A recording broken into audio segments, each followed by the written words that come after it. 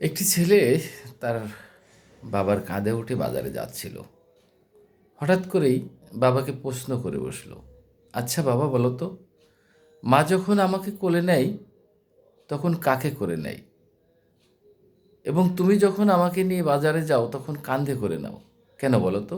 তখন বাবা বলল, বাবা, তোমার মা যখন তোমাকে কোলে নেয় তোমার মা মনে মনে ভাবে আমি যত দূর দেখছি আমার সন্তানও যেন ঠিক তত দূরই দেখে।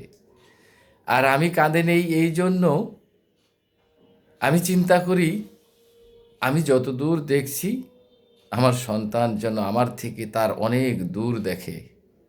কারণ হলো আমি যতটুকু সফলতা পেয়েছি আমি চাই আমার সন্তান যেন তার চেয়ে অনেক বেশি সফলতা পায়।